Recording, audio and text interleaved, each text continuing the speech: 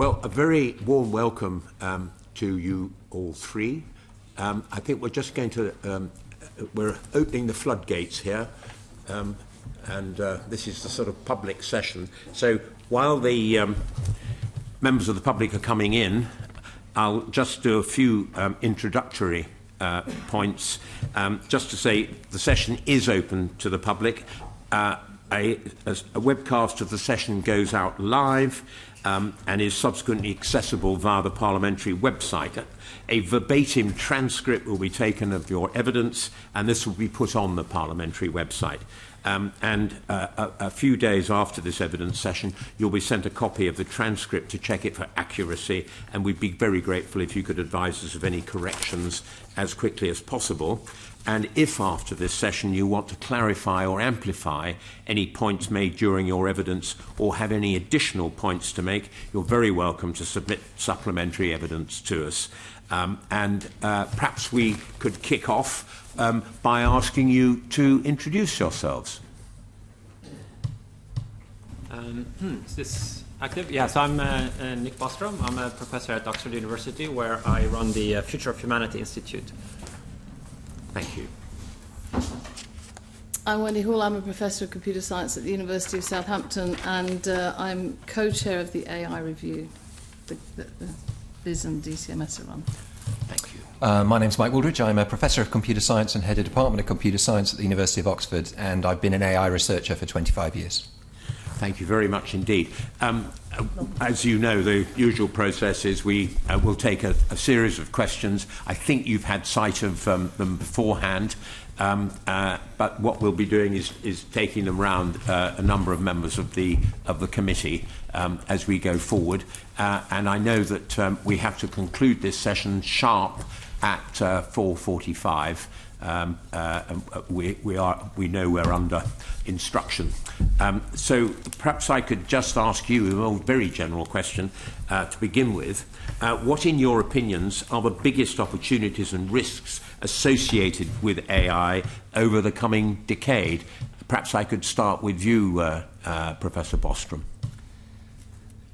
Yes, I think that over a 1 decade timescale, there are exciting opportunities, both in terms of basic research. It's really beginning to open up the box of how you produce intelligence that indirectly sheds light on how the human brain works. It's an interesting thing in its own right. In terms of economic applications, I think there are many. The first and most obvious locus of applicability is with these big tech companies. If you're Google, you can immediately apply it to make a better search algorithm.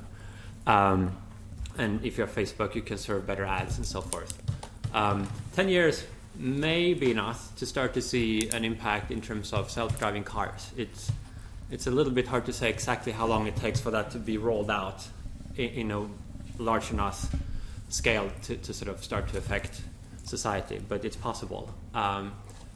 Surveillance is another area where there are obvious applications. You have massive data sets of text interactions or voice recordings of people, and being able to data mine that more effectively.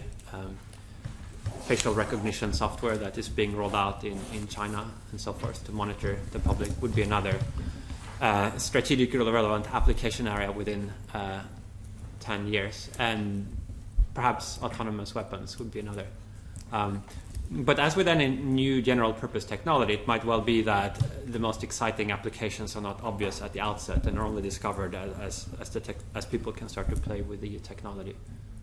Thank you. I'm going to come on to ask about some of the limitations, but Dame Wendy, perhaps you'd like to answer the same question. Just to suggest a set in context, AI has been around for a long time as a concept, and we are in, I don't know how my colleagues would describe it, the 4th or 5th wave of AI.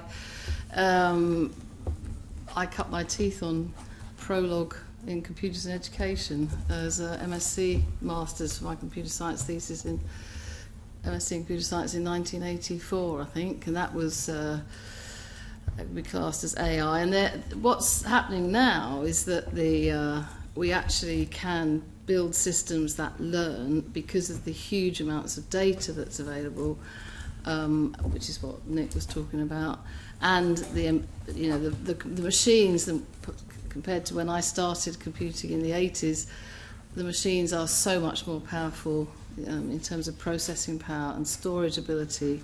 So that's why we see this huge surge now.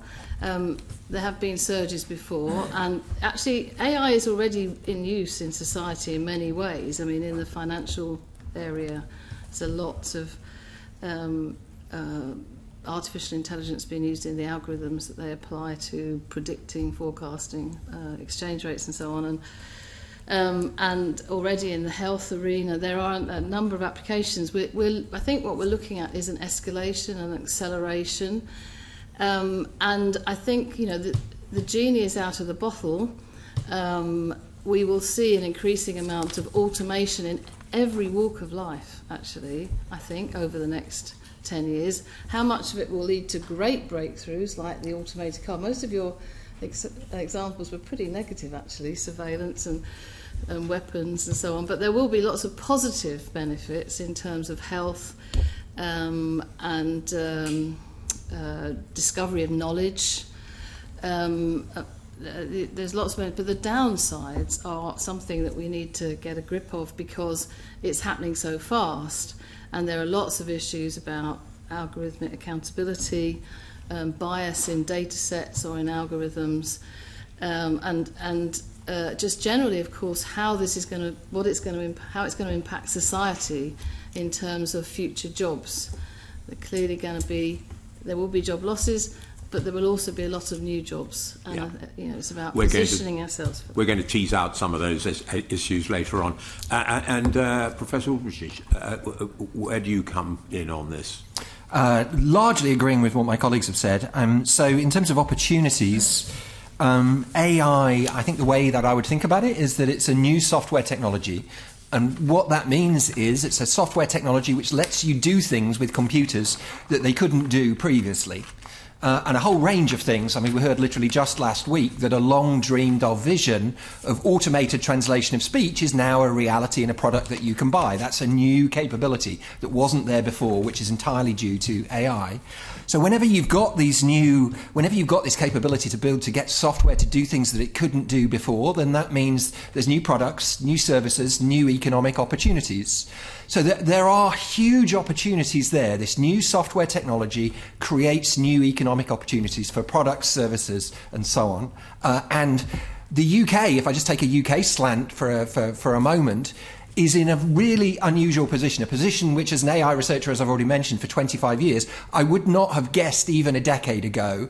That is, we are absolutely at the centre of that AI revolution. This city is at the centre of that AI revolution. And so those opportunities are really in our hand as a nation right now. And we can make use of those opportunities and we can exploit them for the national benefit, or we can not exploit them. So AI as a software technology lets computers do things they can't do, and that provides you with new services, new economic opportunities that you can then exploit. In terms of specific opportunities, I think Wendy's absolutely right. One of the most exciting ones over the next decade is health and personalised health. So more of us, as they're becoming gradually more affordable, are buying things like Apple Watches and Fitbits and all these kinds of devices, which are amassing huge amounts of very private data about us on a moment-by-moment basis. And that data gets fed to a supercomputer in your pocket, your mobile phone, because it's not really a phone. That's the most trivial thing it does. It's a supercomputer. And that computer has an incredible capability to process that data and learn things about you that you would never have predicted. With AI, you can do things like potentially predict the onset of dementia, of heart disease, all of these things, long before you would ever become aware of the symptoms or think to visit a GP. It would be like having a doctor in your pocket. I mean, there's a real huge opportunity there for us in terms of health over the next decade. That's great. I'm sure we'll give you a chance to expand on that later. I just want to ask you very quickly, just to say what you think briefly are the limiting factors. Nick? So as of right now, there is very limited ability to do reasoning, common sense, truly understanding concepts and language. The strengths are in pattern recognition. it's an open question how much advanced there will be towards solving those as yet unsolved problem over the next decade. Do you agree with that, Wendy? I do. We use the term artificial intelligence, which has become a noun recently. You talk about an AI, but which I think came from Hollywood. But anyway, the thing is, it's not artificial intelligence as in its broadest sense. We haven't got something that mimics what our brains can do. But in particular circumstances, in specific circumstances, we can now create systems that can do more than our brains can do, because the systems can learn from the data, from data sets over and over again, can be trained to be very, very accurate in particular circumstances, like diagnostics of diseases. And I think healthcare could be revolutionised just in terms of I'm sure we all now look to Wikipedia or Google before we go to a doctor's surgery. When I was a child, you had no idea what the doctor was going to say when you went to the surgery. Now you have a conversation with them when you get there. You think, I've got so-and-so. Actually, that's only going to increase. Our first interaction with the health service when we've got a problem could be online with the right support. And then, if the UK takes that on board, we can really begin to have more efficiencies. It could lead to all sorts of... I love it. I asked you a question about limitations and you come up with more positivity. It's wonderful. But Michael, just very quickly. Yeah, in terms of the technology right now, I absolutely agree transparency is a big issue. So AlphaGo, the famous Go playing program, plays world-class Go, but it can't tell you how it plays. You can't extract the strategy. All that knowledge that it has is somehow embedded within it in a really opaque way. And this is going to get to be an issue if you're going to put this software in circumstances where it's making decisions that have substantial consequences for people. Going back to the UK again, I want to emphasise just we're in this incredible position, but to capitalise on that, we need capability.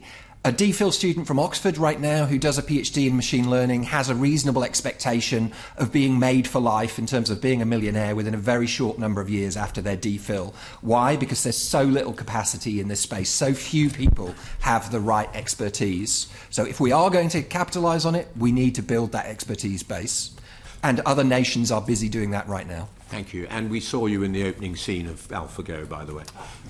And Viscount Ridley first, and then Lord Giddens. Well, I just wanted to pick up on something here before I move on to the second question. That's all right, is it, Chairman? Yeah, good. Yeah, supplementary, yes. Yes, this is supplementary. Good. That's what I was checking.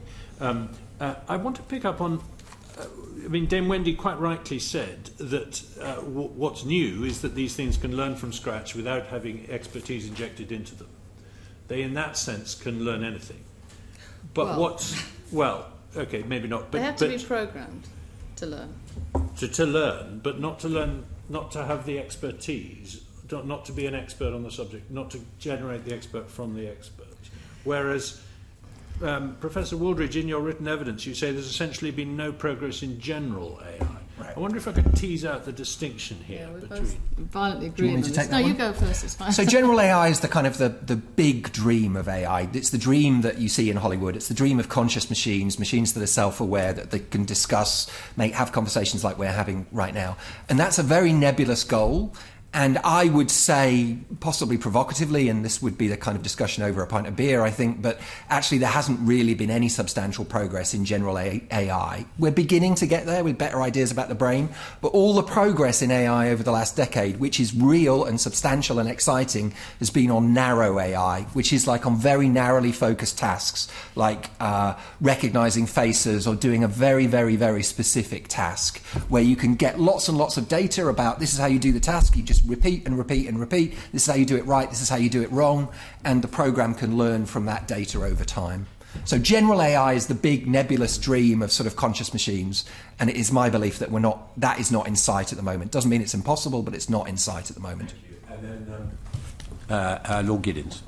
Well, it so happens I agree with everything my friend Viscount Ridley always says. And I had just picked up on the same issue, because I see it as a rather central thing, your assertion, that there's no progress towards general AI. Yeah, no, but we need to be clear about what I meant by that. My question is really, is that a just a question of lack of advancement, or is there a logical issue here, since we know that John Searle's Chinese room argument has been around for 40 years? I mean, as myself, like a bit of a Wittgensteinian, I find it quite powerful. There is a distinction between syntactics and semantics. To be able to master meaning, you have to be in the real world, you have to be an agent, you have to have a saturated knowledge of human society. I just don't see how AI could ever get to that. So that's my question, really.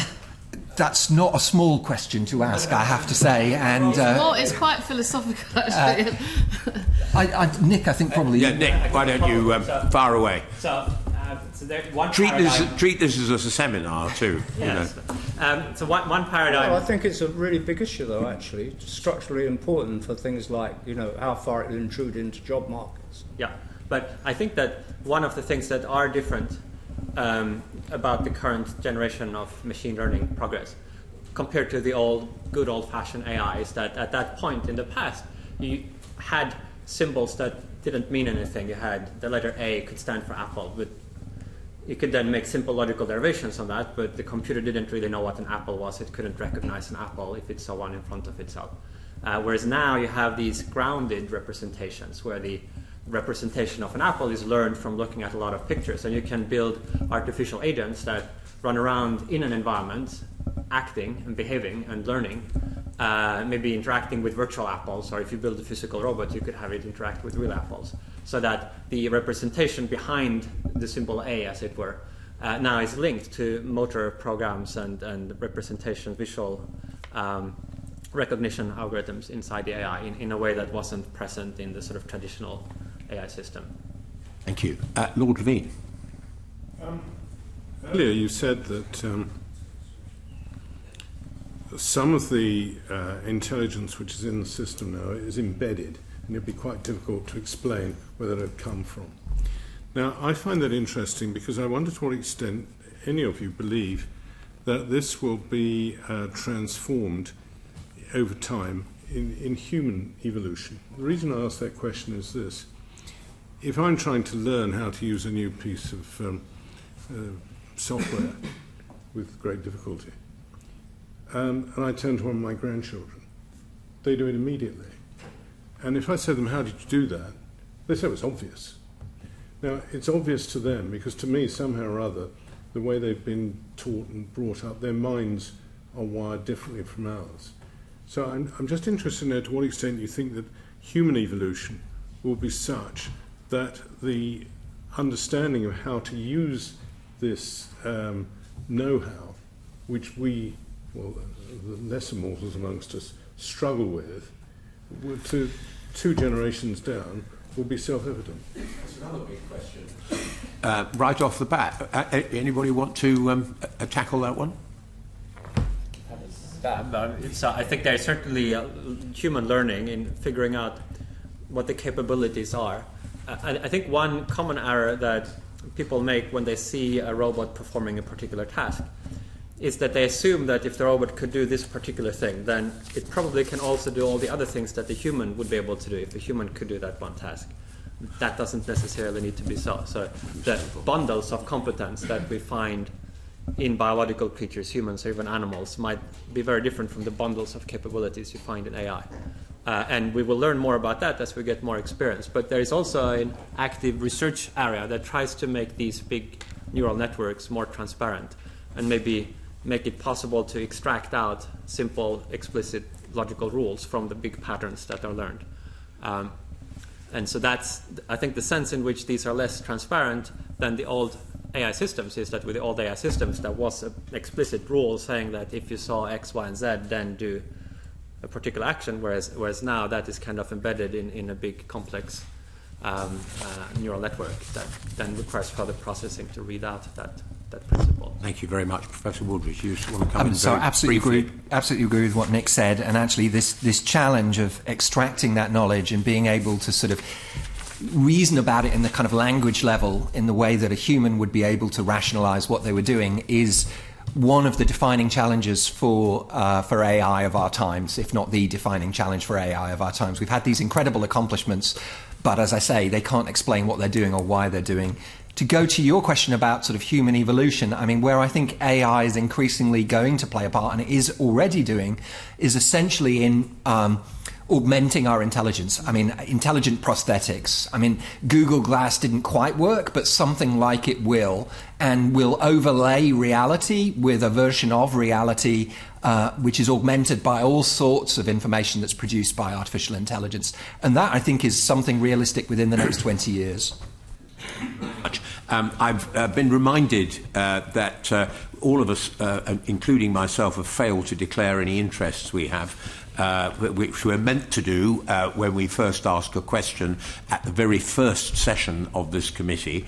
So I'm going to declare my interests, and I think, Matt, if you do, Viscount Ridley, if you do that on the second question, then we can come back and not yet. When you ask your question, we'll get into that'd be fine.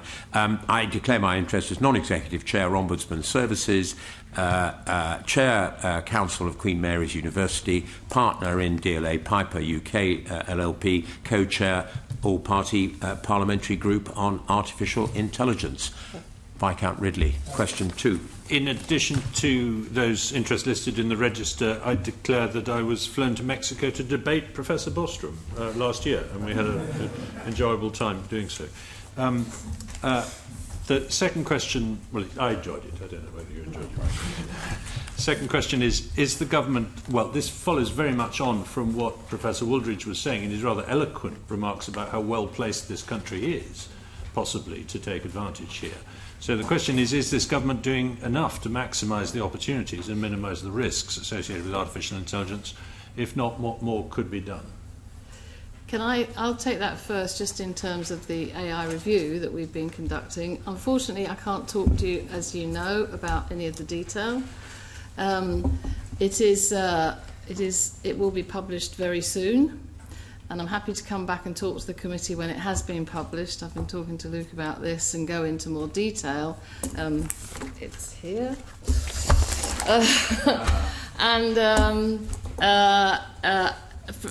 I think when you see it, you'll see a very thorough review of economic opportunities and potential for job creation, and grasping the initiative and the opportunities that Mike was talking about. So from my point of view, I've seen a lot of activity from government in the last 4 months, because it's been very intense, and I think will continue to be intense for the next week or so, but I'm afraid I can't share that with you just yet. No, and we're going to make the assumption that there will be other forms of activity by government following on from your recommendations. I hope so. Yes. Professor Wooldridge, you want to add anything? I'm just going to perform according to stereotype. I mean, I think clearly education plays a key role here. If you walk around the DeepMind offices, basically everybody you meet has a PhD, either in computer science or a mathematical subject. Many of them are from overseas. So we need capacity in... it's not just enough to turn out programmers, that's not it. We need programmers with very specific sets of skills, and they're kind of a level above just raw programming skills. So we need more PhDs with these right kind of skills. We need to create an environment which is friendly for startups, because that's where, I mean, there is at the moment incredibly vibrant startup culture in London. Again, not necessarily something we would have predicted 15, 20 years ago, but there is. It's extremely healthy, but it's fragile and it needs to be nurtured. So government needs to create an environment which is friendly for those startups. I'm going to use the word, nobody else has used it, but Brexit is an issue. There's not that many British accents in DeepMind. If you want to protect that and create, I mean, believe me, Berlin and Paris would love to have DeepMind working for them and would give them all sorts of breaks available there. Have them based there, I beg your pardon, not working for them. Thank you. Professor Bostrom, do you want to add to this? Yeah, I think if one looks around the world, there are a number of countries which have sort of caught AI fever, and they're going in quite ambitiously to support this.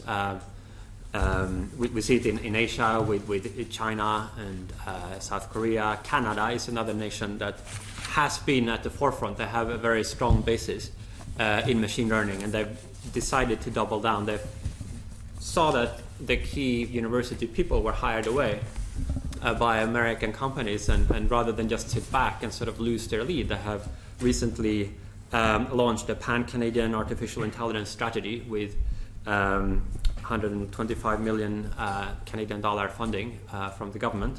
And just a month later, there was an announcement of the Vector Institute with another $170 million funding from the Canadian government and the Ontario government, and as well as a group of 30 industry partners.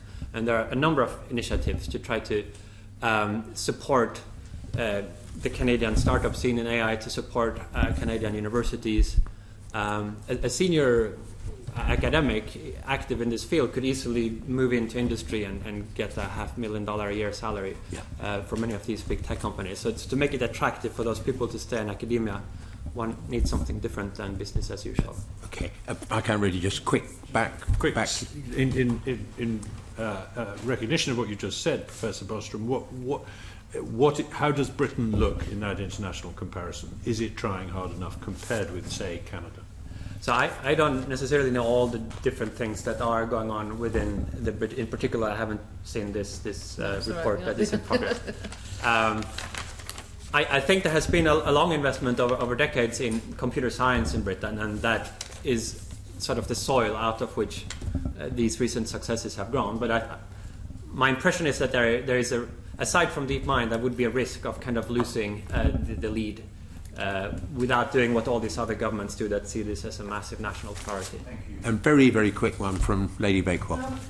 Well, the talk is of PhDs and all this the startup levels, which all begin in your late teens at the earliest and go on through your 20s. Are you aware that the government is doing anything thorough in terms of starting young people early in the understanding of AI? Is there any evidence that they're acting on that already? Well, the government has changed the curriculum for computer science in schools. We've looked at this as part of the AI review. So now, computer science is taught throughout, from primary through to secondary. That's still rolling out. It was only changed, 2 or 3 years ago. And it's very important that includes knowledge and awareness of AI. As far as I'm aware, looking at the curriculum, that is being addressed. So that enough, do you think? It's very enough. It's very new. These rollouts are very new. It really was only in. I can't remember. Yes, 2 or 3 years. September before last, I think. Okay. So it's really too early to tell. I think it's very important. We talk about it in the review. I think it's very important that we keep an eye on that. I would also like to make the point that whilst we need to go aggressively for PhDs and masters in this area to give industry the machine learning programmers they need, I think there's a huge amount we can do to upskill all sorts of sectors in the population. Yeah. Hopefully we'll come on to that. Lord Levine. Thank you. I declare an interest as Chairman of General Dynamics in the UK. Given the possible impact of artificial intelligence on the labour market, do you think that the government should be considering how to mitigate this now, or is it still too early? And if it should start planning now, what options might it consider? Well, I've thought about this quite a lot. One could be quite radical and opportunistic, because I think it's clear there's, as with all big technological revolutions, overall, over time, there'll be more jobs created than lost. But that doesn't help the people whose jobs are going to be lost in the short term. The truck drivers, anyone whose job is repetitive and can be replaced by some form of automation, that job's likely to go in the next 10 to 20 years. We see the fight about taxi drivers in London at the moment, but actually, with automated vehicles, you won't need a driver. So that's a short-term issue. But I do think we could be quite radical as part of social reform and think about, because the jobs, I firmly believe that whilst automation can help with a lot of things, in terms of caring for people, I don't see in the next 10 years robots are going to be able to help care for my mum when she was 96 and needed a lot of help. That's going to need people with empathy. That robots can do, the process things, maybe even make a cup of tea, but not the empathy and the care that's needed. And I think what we should be doing for social reform is taking the opportunity to say, what are the jobs that need people to do them, and value those jobs, and think about. So not trying to say, well, we're going to make everybody into an AI worker. We need lots and lots of those, but I think we need what is AI not going to be able to do, and how do we fill those gaps? I think we could be quite radical about that, but I'm not a politician. Thank you. Michael. I absolutely agree. I think Wendy makes some very nice points very eloquently. I think we can either race to the bottom or we can race to the top in terms of jobs. And I think I would much rather see us nurture those startups and build the next tech giants and create wealth and create jobs through that to offset these losses, which will come. I'm more bullish than Nick is about driverless cars. I think within the next 20 years, that will just be the norm. I think the driverless car revolution is right here, right now. The technology is solved. It's just a matter, essentially, of rolling it out and the big social and legal issues, of course, that go with that. But within the next 5 years, I think driverless cars, driverless vehicles on our motorways, I think is entirely plausible. Within 20 years, I think it will be the norm. And within 50 years, our grandchildren will laugh at the idea that we actually used to drive our own cars. In that case, the government should then start retraining truck drivers and taxi drivers to do something else. I think I think. Lorry driver caring for your mother. Well, you see, but what about mowing? There's all sorts of jobs that need doing to support people. Yeah, and actually, why not? Yeah. Nick, where do you stand on all this? I think it makes sense to try to position the UK to take advantage of the AI economy. I think that over a timescale of 10 years, I'd expect, although there will be impacts on the labour market from automation, it's not clear that it will be a dominant driver of worker displacement. So I think rather than specifically targeting AI as a source of unemployment, I think there should be a general labour market policy. And there will be other factors, offshoring, say Amazon displacing retailers, like all kinds of other things. Other technical and other things, change. and other just economic factors that may be bigger over a 10-year timescale than the impact from AI. Interesting. Thank you very much. And we move on to Lord Hollick. Clear my interest is set out in the Register of Interest. Data is one of the key feedstocks for AI. So the ownership of data, the ownership of data sets, your personal data, and how you transact with bodies and organisations that want to use your data becomes a really critical issue. And I think these concerns came to the fore when we saw that the Royal Free allowed DeepMind to have 1.6 million NHS records. What, in your view, is the right approach to this? What are the right terms of trade? How do you protect privacy? How do you protect the public interest?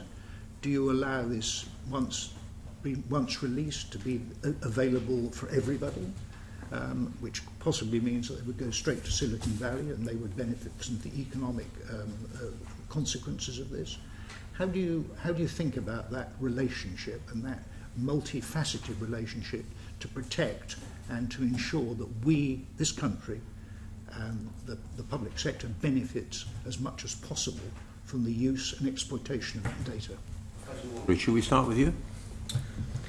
So the first thing to say is that this country since 1984 has had in place robust and quite far-sighted data protection legislation, which actually, if you look at, and that legislation has been updated, I think, twice since then, in part through European initiatives. And actually, it's pretty robust. It's pretty sensible. It's pretty pragmatic. It's pretty. It covers quite a lot of the bases and already deals with quite a lot of the issues that are thrown up by AI.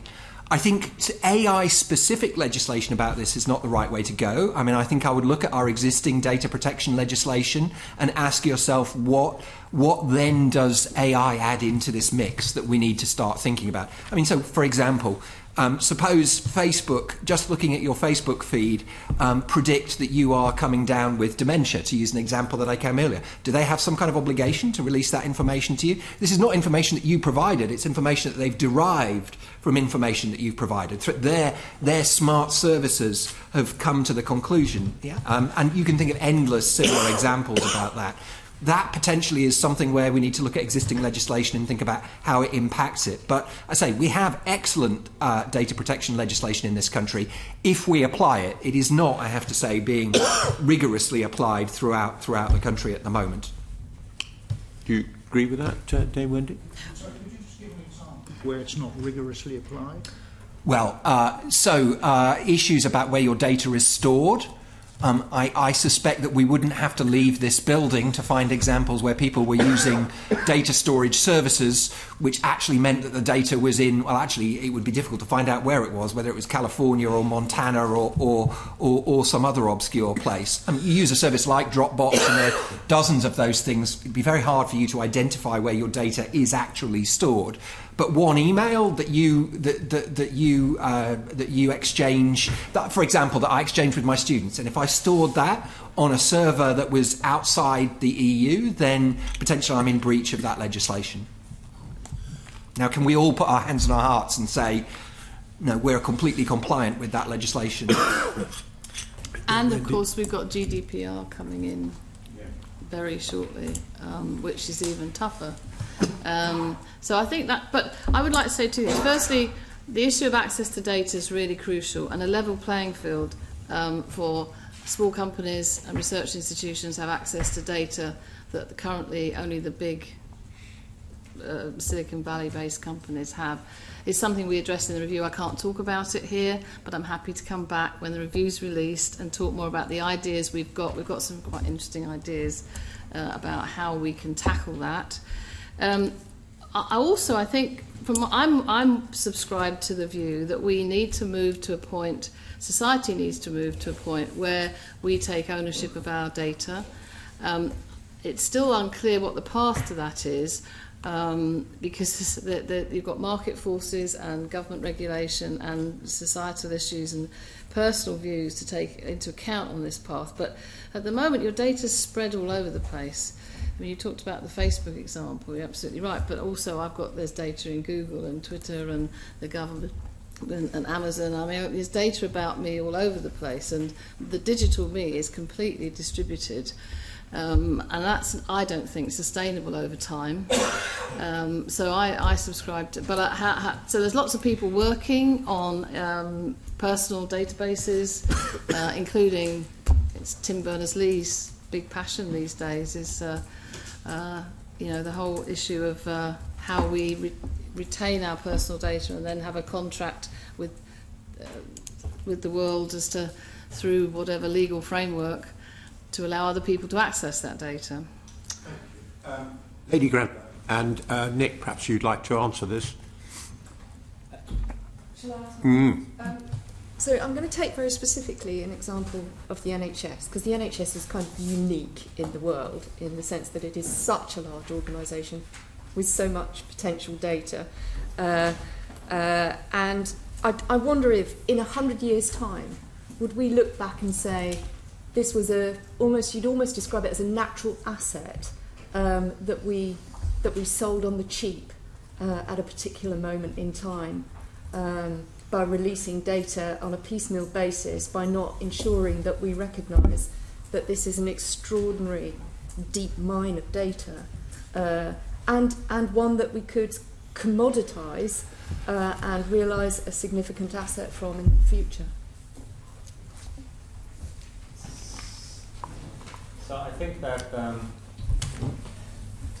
I'm not sure what the answer is, but in terms of data as something that is valuable one-off, to have a big base of training examples to train an algorithm that you can then apply, there might be a limited shelf life, in as much as there are many other places where medical data exists. I think China just put up, I think, online for free some data set with like 1 or 2 million health records or something. So at some point there might just be enough in the public domain that if all you want to do is to train your algorithm to recognize X-rays of the chest to see if there is like some pathology, that the incremental bit of data that NHS is sitting on might not be valuable. But there is a different model, which would be that if you actually want to serve the British people, then obviously you need access to their health data to be able to sort of, on a continuous basis, make recommendations to particular people. And in that model, this data retains value and would create some bargaining strength that could be used to get a deal with private providers that would get value for the taxpayer or for the patients in NHS. I would add, though, that there is also another important way, I think, to provide value to the citizen, which would be giving trusted partners access to this data, enabled new kinds of services, enabled NHS to provide quicker diagnosis, better paths through the medical system, better indications of what might be needed. That rather than maybe trying to tap every last penny of the economic value of this, if you could actually provide better medical care and advance medical research through this, maybe requiring that companies publish some of the findings in scientific literature and so forth, that would be another path to try to eke out value from this. We'll go on to Lord Bishop. Very much indeed. I'll declare my interests. I'm Treasurer of the All-Party Parliamentary Group on Artificial Intelligence, and my eldest son, Paul Croft, is co-founder and creative director of a cluster of games development companies, of which the largest is Mediatonic. I'd like to ask about ethical questions. How could the ethical issues associated with artificial intelligence best be addressed? Should some form of regulation be considered, either now or within the next decade? And if so, what should this regulation seek to achieve? Or would an industry-led voluntary approach, changes to corporate governance, etc., be preferable? And could you also comment on the need to educate the next generation of computer scientists in ethical practices and what's happening in universities? It seems to me we're still reaping the effects of a generation of bankers not learning ethics as part of their formative education. I'd like some assurance about what's happening in computer science. Or just The questions are going to be easy. well, just there's lots of questions there. I was president of the British Computer Society once, and I can say absolutely that if your degree, computer science degree, is accredited by the British Computer Society, you have to be teaching your students about ethics. It's really reassuring. Right? Thank you. So that's, I think most degrees in the UK, I don't know if Oxford is, but I think most degrees are accredited by the BCS. But anyway, that's in... You asked that because you know we're not. Yeah. No, I wasn't sure, actually. But I'm sure you do ethics. It is it's a major issue. I think that we absolutely need to instill in, not just in the students that we teach, but in companies who are growing in this area, some sort of accountability. I know there's a move in the EU Commission about looking at algorithmic accountability, and as Mike said, it's very hard once these algorithms are let loose to unpack exactly what they're doing. It's the old expert systems. You could, in some way, ask them, how did you get to that conclusion? The way we're building these things now, it's very difficult. And I think all companies should be aware of their responsibilities in this area, because it's apart from the ethical issues of what they're doing, and also the fact that it's very easy for bias to creep in. Michael, do you want to comment on that? So to underline what Wendy says, I think if you do a computer science degree in this country, you will almost certainly get training on ethical issues. The BCS Code of Conduct, the Association for Computing Machinery, has a more elaborate, detailed code of conduct, which you can boil down to don't do bad things when you write computer programs. Think about the consequences of what you're doing and so on. And we as I'm sure they do in Southampton, we expose our students to various different case studies and so on and talk through the issues that these case studies arise. And actually, again, I think it's a similar situation to what I mentioned earlier. Those existing codes of practice really cover a lot of the bases. And certainly it would be worth going back and looking again at those codes of practices and saying, are there AI-specific things? But my suspicion is there would be different case studies, but actually the kinds of issues that arise would be very, very similar. So those codes of practices are out there. I think AI-specific kind of ethical guidelines, I'm not convinced is something that's particularly necessary. I don't see. Regulation. I beg your pardon? Or regulation. A kind of AI law, I think no. I think look at specific areas, healthcare. The data protection legislation that we have, these are specific areas. I think the insurance industry is waking up to the value of all that data that Fitbits and so on are gathering about us, and they can do some things which make me slightly squeamish when I stop to think about it. So looking at specific kind of areas, I think, would make sense. But a general AI law, I think... I agree with that. Nick, do you agree with that? Yeah, I add something to it. I think that... So my sort of anecdotal observation is that there is actually a lot of appetite in the machine learning community, in the culture, of really wanting to see AI be used for the social good. Like a lot of technical people there are not really primarily focused on maximizing their income or providing a military edge to whatever their country is. I'm going around the world to these conferences, and there is really a sentiment here that we want to be responsible people. And there's still a lack of clarity exactly what that means, but I think that the foundation is there for this. And so I think especially as one is considering the longer term prospects for AI, these more radical visions of what will happen if one day this really succeeds. I think it might not be too early to start to try to articulate a vision for how this could be for the common good and sort of begin to bake in that commitment. Like, it's not something that is relevant right now to the AI systems. It's not the law that we're going to put in place next year, but we are ultimately committed to AI, this transition to the machine intelligence era, being bigger than just something that would benefit one corporation or even one nation. It should be something that benefits all of humanity. Can I just, for information, the Royal Society produced two very good reports. I'm sure you're aware of them. The machine learning report, which we used a lot for the AI review, talks about the whole scope of this, and their data governance report, which recommends a stewardship body for data, and there was a commitment in the manifesto, the Conservative Manifesto for a Data Ethics Commission. These ideas haven't landed yet, but they're being talked about, and I'm sure someone will come and talk to you about them. Absolutely. Thank you. Are you happy with that? Over to Lord Holmes. Good afternoon. I declare my interest is set out in the register. To turn to the international collaboration question, to what extent should the UK be working with other countries to shape the development of artificial intelligence? And should the UK be looking to lead that debate? Or, as I imagine, are other countries got lessons which we can learn from? Well, shall I start? I mean, you've already mentioned a bit about international. And Mike said we are in a very privileged position here at the moment, and I think we are. And it's a bit unusual, but because of the situation in the US, there is an opportunity to grasp here. There really is nobody running science in the US at the moment. And the Obama White House produced two very good reports on AI, which we have used, but there's nothing really happening there. We need to collaborate. All scientists want to collaborate to move the subject forward, but this is also very competitive, as I think it was Mike said.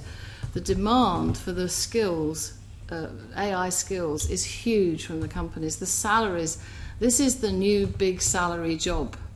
You know, the new this is where people will go to earn a significant amount of money, and it's very competitive. Every country, you talked about the success of Canada, but Singapore and China and America, the companies in America, based in America, ourselves, other European companies are all looking for the brightest and the best. So it is very competitive. So we need to be able to attract the brightest and the best from everywhere to come here, to train, and then to try and keep them here. It's really important. The other thing I wanted to say, I don't know if it fits into this question, but I saw a graphic recently, is London has as many startups in AI as every other European country combined at the moment. And we need to keep it that way. Absolutely the appropriate point to say that. Did either of you two want to add to what Dame Wendy had to say? I don't think I could have said it better, so very Because you were pretty upbeat earlier on. Thank you. Anthony, Roger, do you want to come in? Lord Swinfen? A declaration of interest in that I run a charity that works entirely on email to provide specialist medical advice to people overseas. Are there parts of the world that we should not be working with for security reasons? I'm thinking, of course, at the moment of some of the communist countries. I thought you were going to say China. Who? China. China? China. It's the obvious one at the moment. And I was out there a week ago, week before last. I was in China and Singapore, and I'm on the advisory boards for both Tsinghua University AI and the Singapore AI activity. And I mean, you know, the Chinese absolutely have set the target of being the top in the world in computer science for the next 10 years. Absolutely, have set themselves that target, and that includes building up the AI. We have a huge... the issue with collaborating with China, of course, are some of the security issues of sharing data, but they have huge amounts of data to train algorithms on. So it's an amazing country, and this is a big area for them. That's the country I'd first think of in that sense. I've got a very quick one from Viscount Ridley, I think. If you don't mind, Chairman. Yeah. Just to follow up on the international collaboration point, in the written evidence from the Future of Humanities Institute, you said the UK government could begin by making a commitment to fostering AI research and development for the common good. Such a commitment would signal UK's leadership in AI governance, etc., etc. There's an analogy here with what we did in reproductive technologies with the Warnock report. Set out a sort of, right, we've sorted the ethical question, we know what we're doing it the right way, come and work here if you want to. Is that an appropriate way to look at it? That you can actually steal a march if you get that kind of thing right? Hold that thought. I'm just going to bring in Lord Giddins. No, that's fine. And I'm going to get them to answer both supplementaries. Anthony, did you want to ask a question? I'm going to do my question now. No, that's fine. No, we're going to come to you in a sec. I just lined up for my question. No, that's perfect. In that case, quick answer to Viscount Ridley, and then we'll go on to Lord Giddins. I think maybe not exactly in as much as I don't think with AI we kind of worked out all the ethics and can just put it in place. But I think there might be an analogous thing that we could do, which was be to occupy the moral high ground. And we are here in the UK in a very strong position to do that. In terms of research on ethics and social impacts, several of the world leading, maybe I should declare a conflict of interest there, but we are active in that. There's a group at Cambridge. DeepMind is very engaged with these issues up to the senior levels.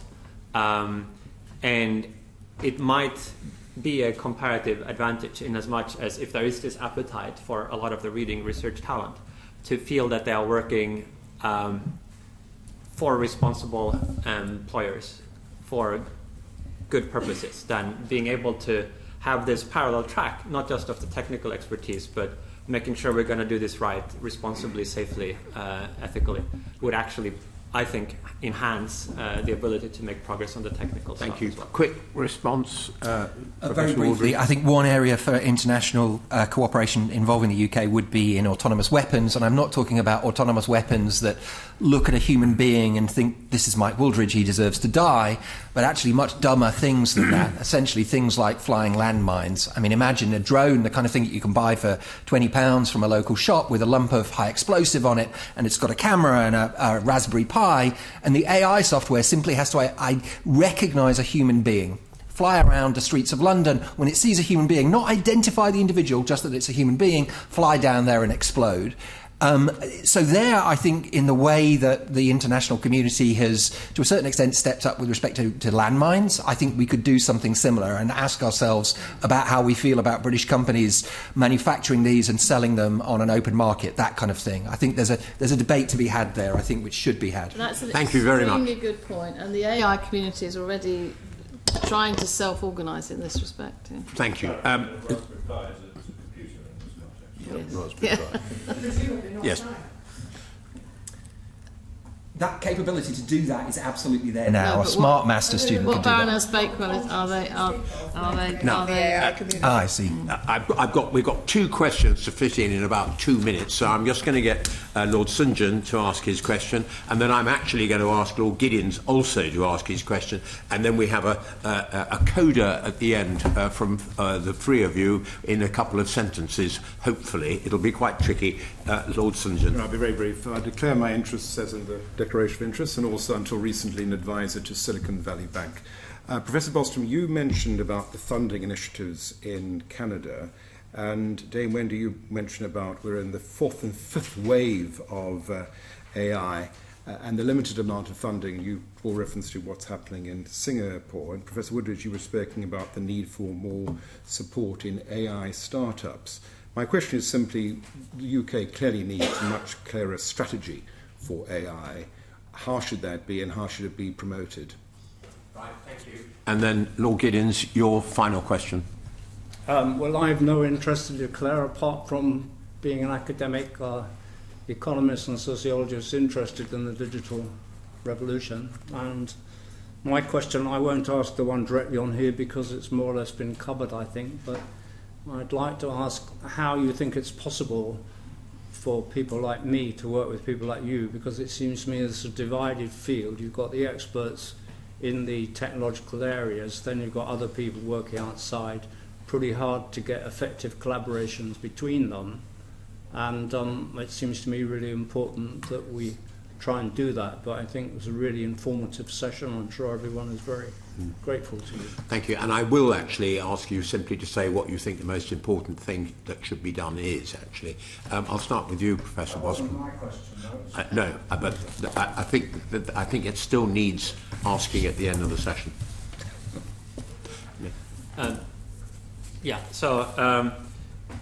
I think in terms of developing some kind of national strategy, one could look at examples like the Canadian and see what one can just derive from that. I think in addition to government funding, I think there have also, and I'm not sure all the details, but facilitating these industry-academia collaborations.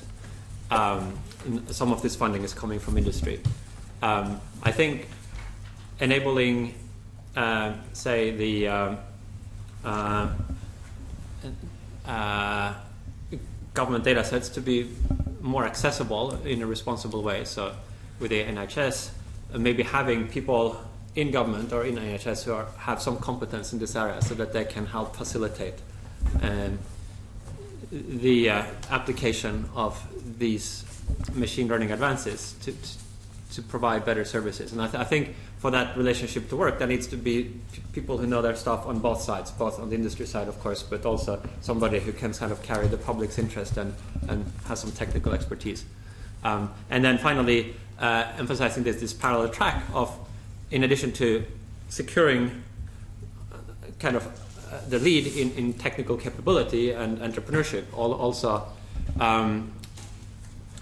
doubling down on being a kind of leader also in the moral space, with a vision long-term of AI as being for the public good of all of you. So you've wrapped up the answer to all three questions in your answer. Dame Wendy. So, 3 points. Firstly, yes, the government needs a strategy, and I hope when you see the review you think there's the beginnings of that strategy there, and I'm happy to come back and talk to you about that. Secondly, I don't necessarily having the most money is not the best solution. It's like the tortoise and the hare. I think spending that money wisely is the most important thing. And I hope again that we've put some suggestions into the review about that. And finally, in terms of translation, you're not going to put people like us in front of the general public and say this is AI. Well, of course we can all do our outreach lectures, but I mean talking at the level we are here, there's some very clever journalists who are coming up next who can help with that translation. Well, lovely. A very good segue into the next Rory, session. are you there? Thank you. Professor Wooldridge. I would say, I think my wrapping up comments would be, I think what we need to do is to leverage the UK's extraordinary position. It is a really extraordinary position that we have right now. We should do everything that we can to get the most out of it for the country. And I think concretely, what would I recommend? Build capability. I said this earlier. I think we need capability. That's not the same as having people who can program. They need higher level skills than that. These machine learning startups are not based just on programming skills. It's people with master's degrees, PhDs and so on. Support and nurture the startup culture, which we've already talked about today. I say we have an extraordinary startup culture in the UK. We should do everything that we can to nurture that and not drive it away, because it is very, very, very fragile. I think there's a whole set of different debates, which I'm sure you will discuss, around data and leveraging the data that we have and doing that in a responsible way.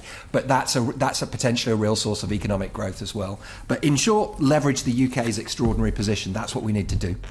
Well, thank you very much indeed. I'm afraid it's been an incredibly high-speed set of questions, but you've given some very high-speed answers, so it's been very satisfactory altogether. And I hope that, Dame Wendy, you'll be able to catch your plane as a result. But thank you very, very much indeed. We really appreciate your coming today. Thank you. Suspended.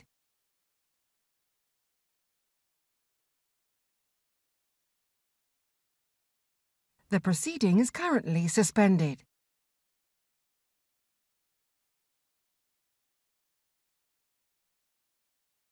The proceeding is currently suspended.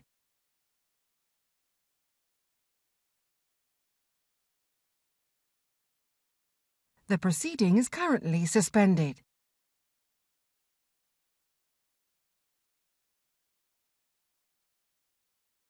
The proceeding is currently suspended.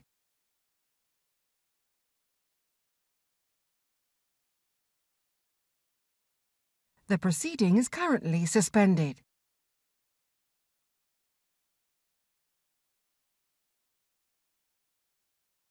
The proceeding is currently suspended.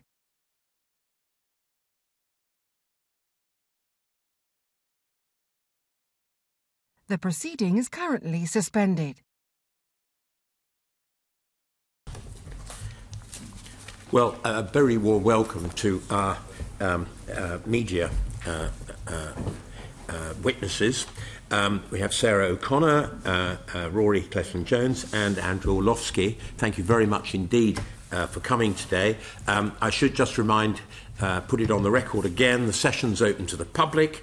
A webcast of the session goes out live and will be subsequently accessible via the parliamentary website.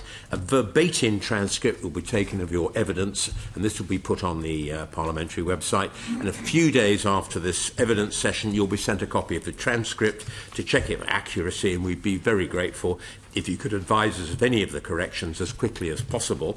And if after this session you wish to clarify or amplify any points made during your evidence or have any additional points to make, you're very welcome to submit supplementary written evidence to us. And perhaps we could start off by asking you to introduce yourselves to us, starting with Andrew Orlowski. Yeah, my name is Andrew Orlowski. I write for a site called The Register. I've been a technology journalist for around 20 years, 7 of which was in Silicon Valley. My name's Sarah O'Connor. I'm the employment correspondent at the Financial Times. I'm Rory Cellan-Jones. I'm technology correspondent at the BBC. I spent a lot of my career in covering business and came towards technology in the late 90s during the dot-com bubble, and have been doing it full-time for the last 10 years. Thank you. Well, we're going to kick off with a sort of fairly big question, really. What, in your opinions, are the biggest opportunities and risks associated with AI over the coming decade? Shall I start with you, Andrew? I've agonised how to nuance this question. Dame Wendy left, and she said she'd hoped we'd give a fantastic success story of Britain and AI. I think one of our jobs as journalists, at least, is to ground things in reality. And I think we've been very complicit in creating a kind of dream world or fantasy world. In 20 years of writing about technology, this is a very unusual story in that almost every time the technology industry pushes stories to us with enormous fanfare and hype. This is one which really started with opinion formers wanting to talk about employment. I'm not directly answering the question, but I'm trying to root it in the expectations of AI that we may have heard earlier today far exceed what we could be seeing in 5 or 10 years at the very least. Sarah. So I'm not a technology journalist, I'm the employment correspondent, so I kind of came to AI and come to it looking at it through the lens of what does it mean for the labour market. And clearly the opportunity, the potential for AI is that it could mean a step change in productivity. I'm sure you all saw the Office for Budget Responsibility's latest updated forecasts. We have terrible productivity in this country. It's a massive problem. Basically, if you don't have productivity growing at a decent clip, then you can't have sustainable increases in living standards. And so being able to do things more efficiently, to be able to create more economic output with the same amount of people is obviously really good news. So that's the opportunity, really. And as for the risks, I mean, I think there are more than one. But the big question that I think people in the kind of economics and labour market world are thinking about is how will those gains be distributed? So if indeed AI leads to vast increases in efficiency, using fewer workers, then does that mean that all of the kind of wealth that's created from that will go to the people who own the AI, the intellectual property, the data that feeds into it? If so, what does that mean for the people who might be displaced out of jobs? Will there be new jobs to replace those old ones? And if there are, will they be of the same quality? So I think that's the main risk. Thank you. Rory. I slightly echo what Andrew has said, although perhaps not in so extreme a way. There are trends in technology and trends in technology journalism, and I think it's Deloitte that produces something called a hype cycle, whereby technologies go through this sort of wave and they reach a peak of hype, and then they fall into a slough of uncertainty, and then they rise again into sort of fulfillment. And we're possibly at the peak hype stage. I look at my inbox every day, and 5 years ago it was all about big data. 3 years ago it was all about the cloud, and now it's AI. Just picking out a couple. AI wearable solutions for ageing population. This has popped into my inbox. Lloyd's of London signs first ever AI deal in a decade. A significant part of the insurance industry will be powered by AI. Welsh artificial intelligence firm has produced a report into North Korea's bioweapons capabilities. So all sorts of extraordinary claims being made for AI. Now, that's not to say that this isn't a time of great advances. I think we've seen people who've been in this business a long time, in the AI business, will talk about AI winters. They came out of a winter about 5 years ago and began to find ways of harnessing the huge stores of data to which they had access to new algorithms, and have produced some interesting results. And you think of all sorts of possibilities that could come from this, more effective ways of treating cancer, organising the way cities work to minimise congestion, improving the delivery of education. But I think there is possibly a bit of overexcitement, and I heard the distinguished scientists sort of disagreeing about, for instance, how quickly we're going to get autonomous cars on the road, and I think that is the area of risks. I feel partly responsible for the hype in that 3 years ago I did an interview with Stephen Hawking in which he said that AI was likely going to kill us all in 40, 50 years' time. I think those kind of risks... This is what we're trying to do, attribute blame. Yeah. I think those... I don't think we probably need to worry about those kind of issues in the near term. We do need to worry about things like bias in algorithms being built in, and about what sort of infrastructure we need to make things like driverless cars work. I think we've been far too optimistic in thinking how quickly we'll get there. That's very useful, because in a sense you've gone from talking about the hype side to the limitations in a sense. I mean, Andrew, do you agree that there are, I mean, one of the reasons for your being rather sceptical is because of the limitations with AI currently? I think so. I mean, it's important to distinguish. AI has spent most of its history in ignored and derided. And as Rory says, you get great long winters and then almost a summer's day, and then everyone drifts off again and they're not interested anymore.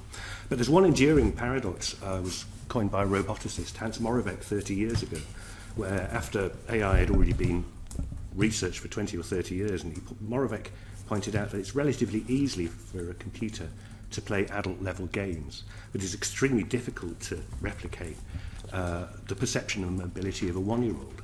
Now, to me, this is the biggest discovery looking at this current AI hype, which is that until about the early 70s, robots were an expression of AI. But today, the machine learning community and the robotics community exist in a state of antagonism. The machine learning people say, your data's dirty, it's real-world data, we want nice, clean data. And the robotics people say, well, your algorithms are too slow, they're too messy, they don't stop us hitting an old lady crossing the road. Now, this is why I conclude that for huge leaps in productivity from AI, we need qualitative leaps in automation. We're getting great advances, little by little every year, but it doesn't involve the one big innovation of the last 5 years, machine learning. Thank you. Are you conscious of the hype aspect, Sarah? I am. I'm very conscious of it. And the way that I know that it's true is partly, as Rory says, the sheer volume of press releases that come into your inbox. And I suspect lots of things that 5 years ago companies might have described what they did as big data or data analysis, and they've just simply rebadged what they do as AI because they know that it's sexier and that journalists are more likely to open their emails if that's what the subject heading says. The other way that I know that it's overhyped is that if you ever write an article that has robots or artificial intelligence in the headline, you're guaranteed that it will have twice as many people click on it. People are just really interested in this topic, and I think that's not to be sniffed at. I mean, if people are interested, then we as journalists have a responsibility to tell them about it. But I think for some organisations, and I wouldn't include the FT in this, there's probably a temptation to kind of chase the clicks. And so the more you can write and probably the more dramatic things you can say about it, the more clicks you'll get, and therefore the better you'll do. We are warned. Lord Holly. You referenced productivity. Why is it, do you think, that the very significant investment in digital technology, computers over the last 5 and 10 years hasn't led to a higher level of productivity? It's a really good question, and that's a puzzle that is taxing the best minds in technology and economics right now. I mean, I think there's one possibility is that it simply lags, and that actually if you look back through history at the introduction of big, impressive technologies, actually the point at which it is adopted and people figure out how to use it best in order to boost productivity, it just takes some time. So it could be that, or it could be that maybe we've become more efficient at some things and we've found other pointless things to fill up the rest of our time. Thank you. Lady Rock. You talked about the press releases from companies and sort of chasing the clicks. I'd just like to look at the nature of your audiences and how they respond to the pieces or that you write about on AI. And particularly, do you see a difference in the understanding and the risks of AI between the more mature and the younger audiences? I think it's difficult to know. I mean, we don't put out a piece on the 10 o'clock news or write a piece on the website and then send people an exam to see what they've understood and what they haven't. It's one of those things that journalists rather arrogantly think they know. We think we know what's interesting. We think we know what's a well-told piece that will fascinate people. What I find more difficult to do on particularly on high-profile outlets with big audiences is to actually find an excuse to tell the long-run story. Daily news outlets are very event-driven. You might go down to the editor of the 10 o'clock news and say, listen, AI is going to have this huge impact on healthcare. And that person will say, yeah, but what happened today? So I think our job is to find ways of getting arresting stories that tell the longer-term story in accessible ways without either hyping or underestimating the impact of the technology. You have a slightly different sort of journal, though, don't you, Andrew? People will seek you out to read about AI, won't they? Yes, I mean, we're almost where the British technology community goes, and I think they're a very experienced audience, naturally sceptical, because I think the right way to approach artificial intelligence is through scepticism. Let me give you an example. I'm not aware of one self-driving truck that can park. Right? So now, to me, if all the truck can do is drive along a clean lane, a nice clean road in sunshine, not too much sunshine, in nice weather, for a few miles, that's exactly what cars on the marketplace do now. That's not autonomous, it's semi-autonomous, and the vehicles we have today are semi-autonomous. They have lane warnings for the driver and so on. But I think the desire to anthropomorphise is everywhere in AI. It's there in the term learning. One of the great British computer scientists, Christopher Strachey, really objected to the word learning being used for this, because he said they're optimising themselves slightly, but they're not learning. Learning assumes that it will reach a certain level, then it will be able to do everything that it was set to do. Sarah, do you have perspective on this? So we can't really segment the kind of response of our audience by age as such, but I would say that when I kind of read letters that have been sent in after I've written about this, or I look at the comments that come in under the articles, I would say probably more than half of our readers are really worried about this. So I think rather than perhaps the kind of technology audience might be quite excited, but I think a lot of my readers worry about the implications, and particularly the economic implications. There are lots of people, as soon as you write about AI, that will instantly start commenting saying, this is why we need a basic income, capitalism is going to eat itself. I think there are people that are sort of looking very far ahead and reaching slightly scary conclusions. I think I'd say that about a lot of the BBC audience. I mean, we did a sort of AI week a couple of years ago, and the most popular feature was a rather inventive graphic which allowed you to ask, will a robot eat my job, and put in your various professions. I think politicians came out okay, and barmen pretty well, but luckily the accountants are doomed. As are the journalists. As are the journalists. But I mean, there's the interesting point about the data that went into that graphic came from an Oxford study which has been very widely quoted over the years, which said more than 40% of jobs are potentially at risk over the next 10 to 20 years. That data has itself been questioned, I think, by the OECD, who brought it down to a figure of 7 or 8%. So perceptions are changing pretty rapidly here. Thank you. Kate, did you want to follow up on that? No. I've got Viscount Ridley, and I've got Lady Bakewell. In trying to reconcile the extreme scepticism of you three with the extreme excitement of the previous three, and I know I'm exaggerating, but then I'm a journalist like you, so I do that kind of thing. I'm wondering, I'm thinking of Amara's law. Do you know Amara's law? Ray Amara, a computer scientist, who said in the short run we overestimate the impact of new technology, but in the long run we underestimate the impact. Is it possible that that's what we're seeing here? That you guys are going to be right in 10 years, but Professor Wooldridge is going to be right in 20 years?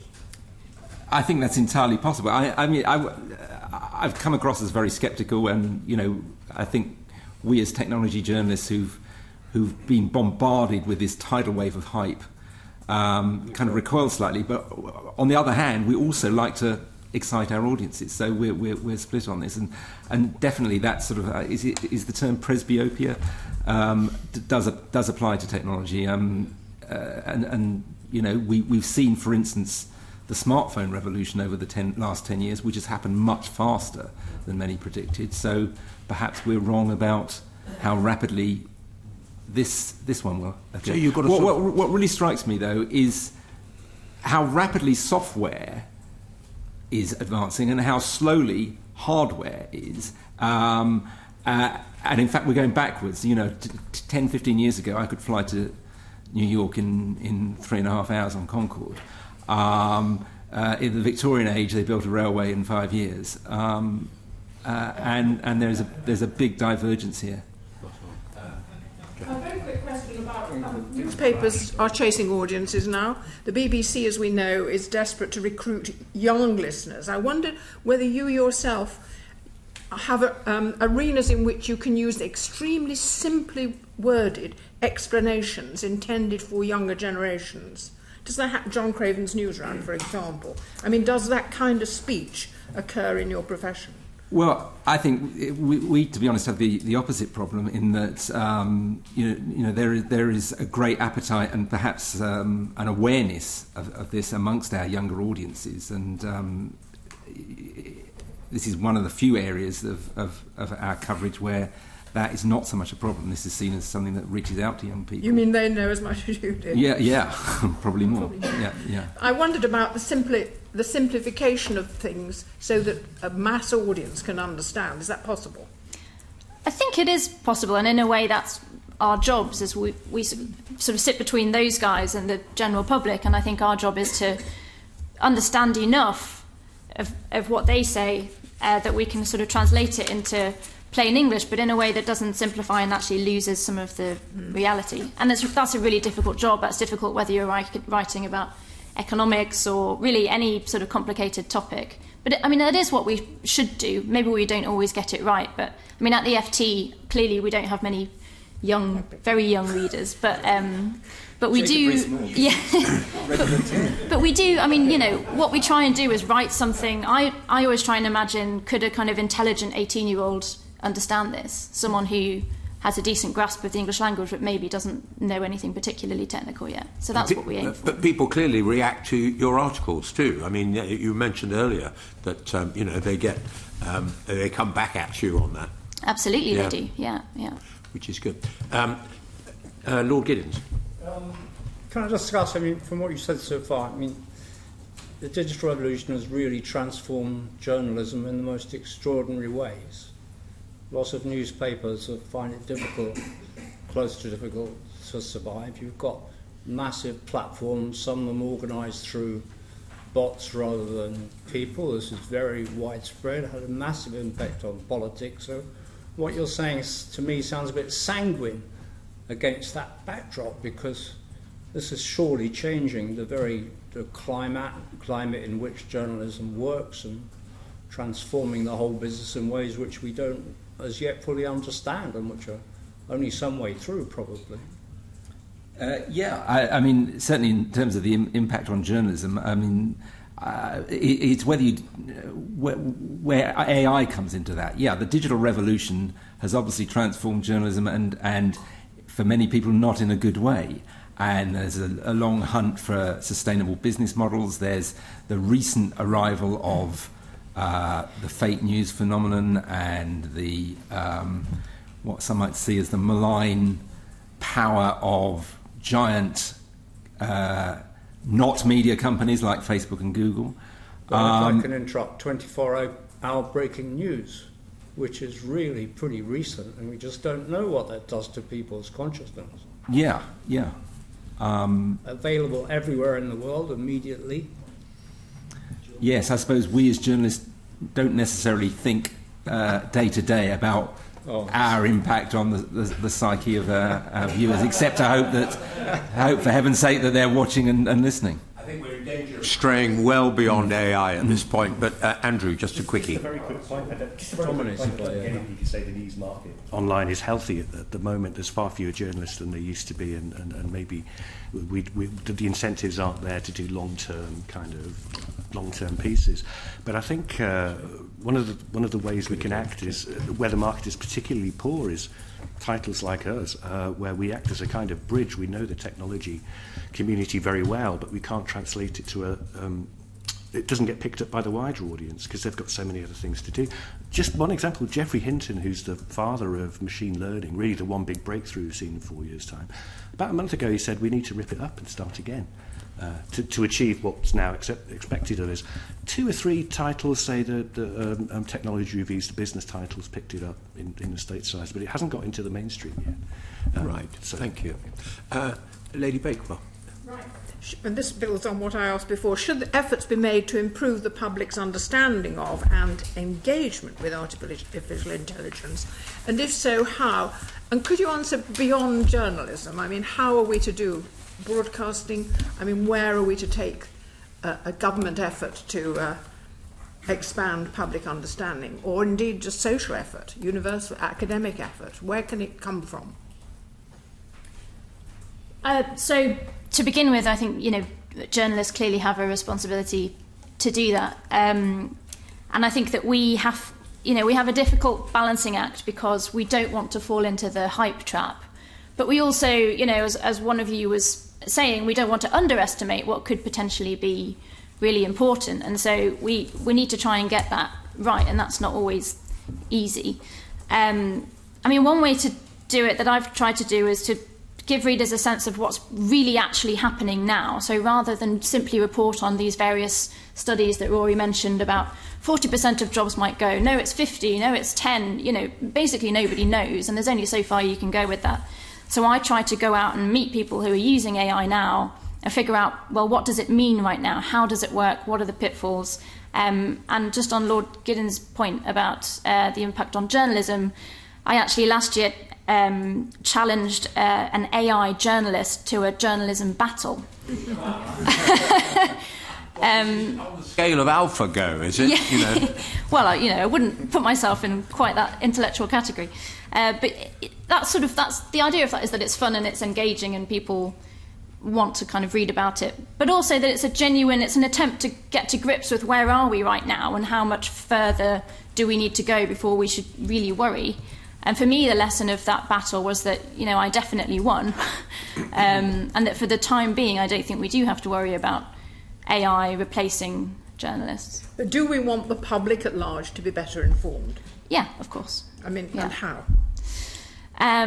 By explaining it better, by having more intermediaries who can speak the language of the technologists and also speak human, and maybe kind of get the academics out and about more and teach them how to communicate in plain English. Do you think the BBC has a special responsibility? Yeah, we are always trying to find good communicators amongst the technology community, which can be a huge challenge.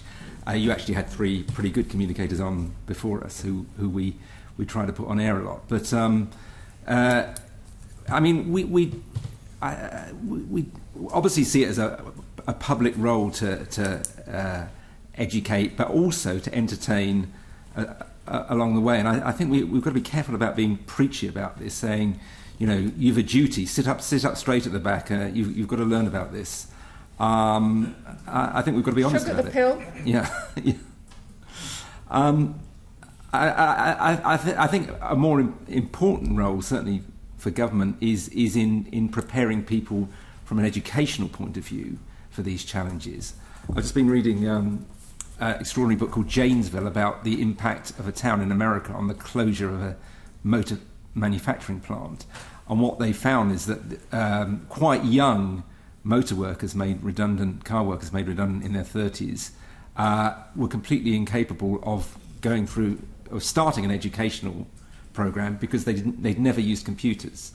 There's still quite a lot of people out there who are uncomfortable with computers because when they were at school that wasn't a big thing. So I kind of think, along with a public education program, which sounds slightly questionable. Yeah. Anything, Andrew? Just briefly, I hate to be in this position of a contrarian once again, but my children go to an outstanding primary school in North London. They're taught algorithms every week, but they're now taught history once or twice a term and art maybe once or twice a term. There's an opportunity cost. There's only so much time we can do educating with people, and I'm just questioning the value of teaching them algorithms. Yeah, that's probably part of a balanced curriculum. But if they don't know culture and history, how can they account for the world? How do you account for China's relationship with Korea? It's complicated and cultural and historic. You need those things probably more than you need to know how to use a computer. You're slightly echoing something that Dame Wendy said earlier, that she thought some of the creative skills were going to be needed in the future, as well as those technical skills. Thank you. Lord Swinfen. I run a charity that uses a secured system to provide specialist medical advice to doctors and other medical workers in some 77 different developing countries. But I'd like to ask you, do you believe the media is generally covering developments in artificial intelligence in an accurate and responsible way? And how could this be improved? Well, that is a biggie. I mean, given how broad our media is and how vibrant it is still, whatever the challenges in this country, it ranges far and wide from killer robots are going to eat your lunch to, learned disquisitions in the pages of the FT about complex studies on the patterns of employment. So I would say this, but I think when I look at the stories we do at the BBC, I did a quick search at the weekend, and we had a story a day from various parts of the world, a story about Chinese peach farmers who brought in AI experts from Beijing University to help them sort peaches more quickly. Stories about the impact on women as opposed to men of advances in automation. I think we're doing a pretty broad and generally sensible job, with the occasional bout of alarmism. I thought there was almost a concept of exciting scepticism, which we had earlier from you, I think, Rory, which was quite interesting. Sarah? Yeah, I mean, I think I would pretty much agree with Rory. I mean, the quality of the reporting on AI varies from media outlet to media outlet, much as it does on every other topic. So if you read the tabloids, you're not going to get a massively subtle view of the impact on AI, but you won't get a subtle view on anything else either, probably. I think there is a lot of really good reporting that's out there, but one thing that I'm conscious of is that even when you want to do a good job and be responsible, you do have to take the time to really, really understand how it works and get into the nuts and bolts of it. And that's time consuming, and journalists don't have a lot of time. So sometimes it's easier to sort of skim over the details and write up the kind of big top lines. But I've been trying to make an effort to actually sit down with people who do AI and who create AI systems to make sure that I really get what I'm talking about. Well, I alluded to this earlier, in which I thought we were creating a kind of fantasy world, and we weren't reflecting the limitations, the very real limitations, that robotics is going to progress at a very steady rate. It's not going to, we're not going to see a giant step change. Rory referred to doubts cast on an employment report. I don't know if we have an equivalent in Britain of this wonderful American phrase, check kiting, which refers to a kind of check fraud where the checks are constantly signed, but the funds are never there in the account. The report he referred to quotes the primary source for that most quoted, and I think in Google it's the most quoted report on employment, 1,300 citations, is a book in 2011 by Brynjolfsson and McAfee. So that's the primary source. Brynjolfsson and McAfee are the source for things improving exponentially. Their new book quotes the James Martin report. It's beginning to look very, very circular. You want to ask the supplementary, Lord Swinfen? No, I don't think so. I mean, who do you think, this is a tricky question, who do you think is leading the field in terms of anticipating the issues and communicating them? Orlowski, definitely. We wanted a bit of a love-in, actually. Yeah. Are you talking about journalists or... I think I was in the media, broadly. Well, to be honest, I think you're more likely to... The best communicator in this whole area is Demis Hassabis from DeepMind, who has, is a very engaging and obviously brilliant and interesting communicator. There's just been a film, a documentary made about the AlphaGo experiment. Some of us have seen it, yes. Yeah, and whatever you think about the pace of this innovation, he is probably, if you were to ask the public, and not many of the people I'm sure would quote any name, I would have thought he was the best communicator around this subject. Andrew, how do you respond to that flattery from your left? Well, I'd agree Demis is a phenomenal showman, but we need more than showmanship really for this. And we must remember these are games. And as we were saying 30 years ago, playing games is fantastically easy and impressive, but if we're talking about productivity games, we need a robot, and it's a fine aim, a robot that can process the dirty data of the world and make sense of it, and we make much less sense of data than now. The names I scribbled down were Jaron Lanier, who knows his stuff. He writes very well. I read there's a tremendously realistic, sceptical piece by Gary Marcus, who's a science writer, a neuroscientist, and also has his own, I think he was head of AI for Uber. And Ian Bogost writes very well about technology. He's not a technologist, but he's a professor in Georgia, I think. Sarah, do you have any favourites in this area?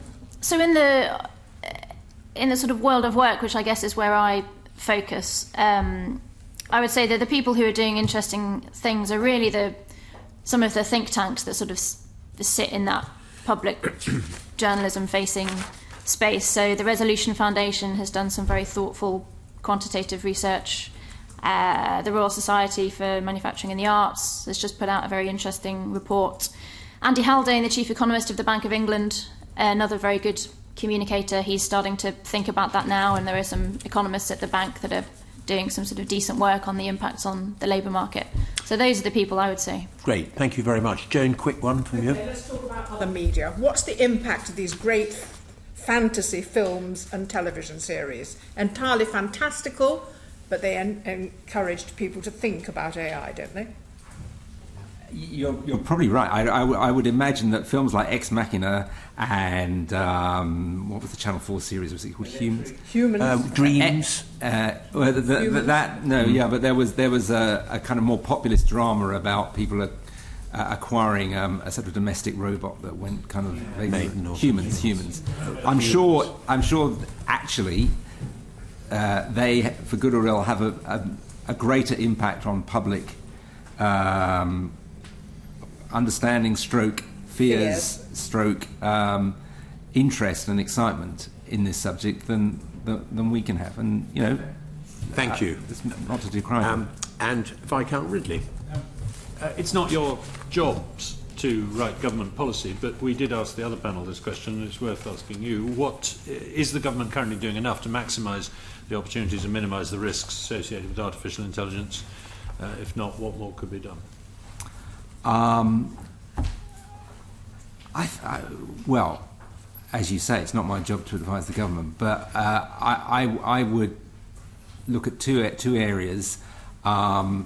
Ensuring that we continue to be a place where this research happens, and we've heard, how strong we are. You think of the people behind SwiftKey, the people behind DeepMind, but also thinking about the implications of the design of our cities in terms of if this driverless car revolution happens, about which I am pretty sceptical, but obviously there will need to be a lot of work done on rules about insurance, rules about how people drive. At what stage are we going to allow people to take their hands off the wheel? It does strike me that we are, frankly, doing it pretty well at that. We are thinking about it. Actually, the fact that you're having this inquiry suggests that we are thinking about it pretty strongly and possibly faster than we on this side of the table might think quite necessary. Yeah, I sort of get the feeling that government's at the stage of trying to figure out, like we all are, how seriously to take this, how far along the track are we? I mean, government probably doesn't know any more than the rest of us on exactly where this is going. I mean, my feeling really is that obviously you need to start anticipating and thinking about what the impacts might be, but you can't predict the future, and you don't want to put in a solution too quickly that actually isn't the right one. But one thing that I think government can know now is, from the labour market point of view, which jobs are definitely going to continue to exist, which jobs are we going to need in 10 years' time, in 20 years' time. And it's actually really easy to do that. I can tell you now that one of the ones we will definitely need is social care workers, health assistants, people to look after people. Robots will never be able to do that. It doesn't matter how good they are, nor, I think, should we really want them to. And so if I was the government, I would be thinking, okay, these jobs are going to be more and more in demand because the population is ageing. AI is not going to solve that problem for us. So if more and more people are doing these jobs, how do we make them good jobs that people can build a life on? Because otherwise we'll end up with an awful lot of people doing jobs that actually I don't think can really sustain them in the long term. Thank you. Andrew, and then I'll bring in Chris. Yes, briefly, as you know, my list of risks is kind of different and slightly more subtle. So in my risks column, I'd have liability issues where nobody actually carries the can for something. And very specifically, the Silicon Valley ideology is that we can't own our own data. So these are quite subtle things. How would a government plan for that? Well, I think, as Rory said, you've already thought about this a lot. I just should caution that in the 1980s, I think Matt will know, Japan poured enormous amounts into artificial intelligence only to find it was a complete waste of money. So one suggestion around that is red teams. You may come across the idea of red teams, where you really have a kind of almost a professional naysayer within a group or a project who points out everything that's wrong with it. Probably the world's most annoying person, but yeah. The journalists should be doing that, but I think we love this dream world we've constructed. You're sort of writing yourself a job here, Andrew, are you? Lord Holmes and then Lord Holly.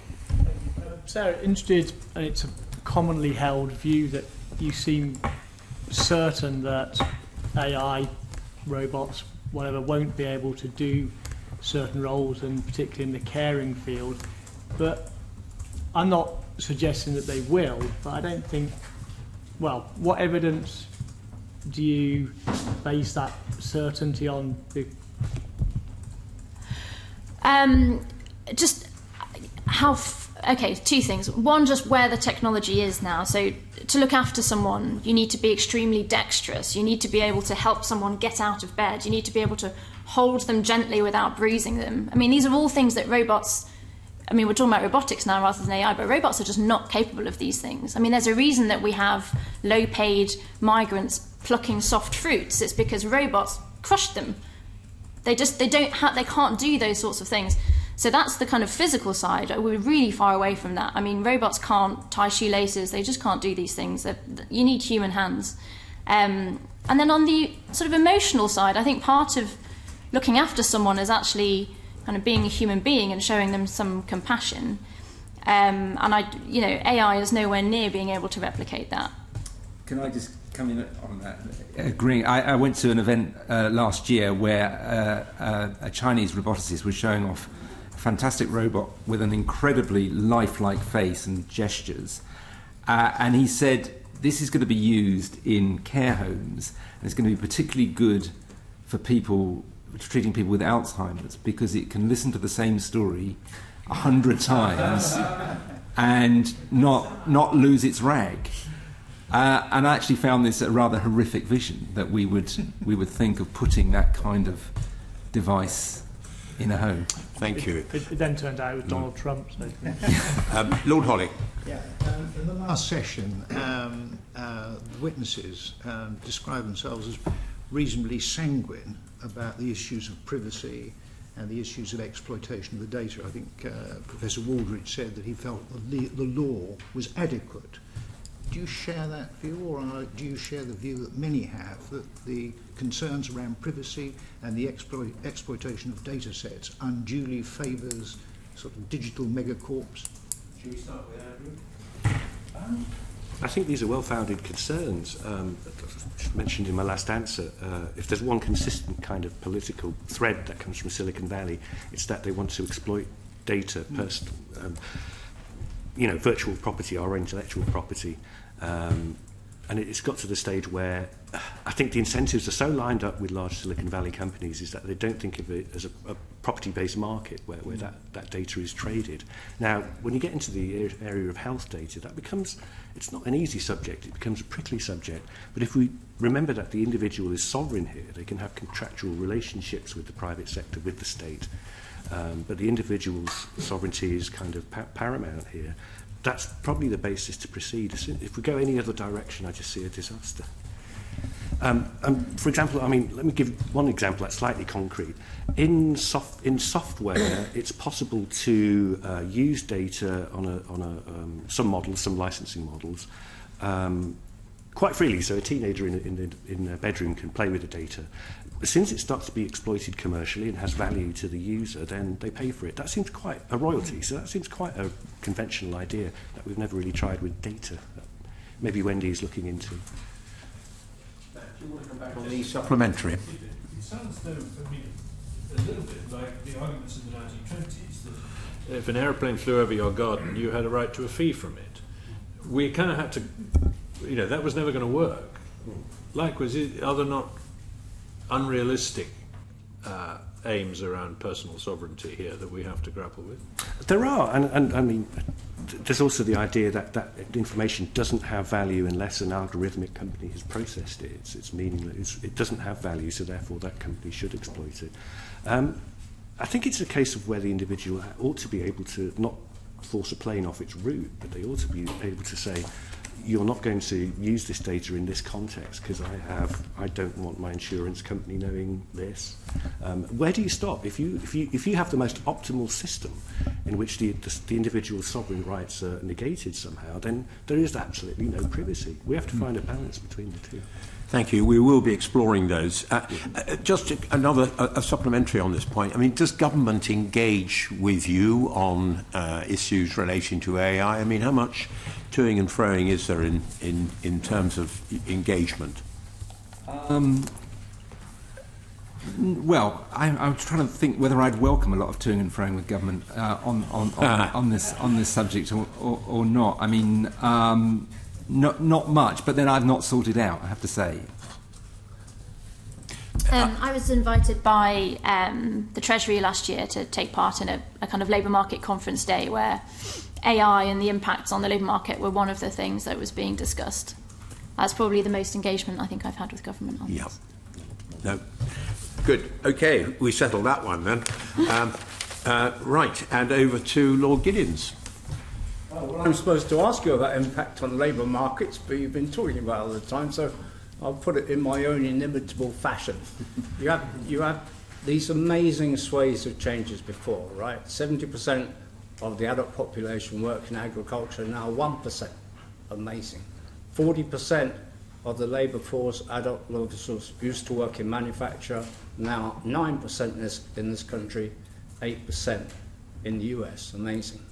Now you've got mostly a white-collar service economy.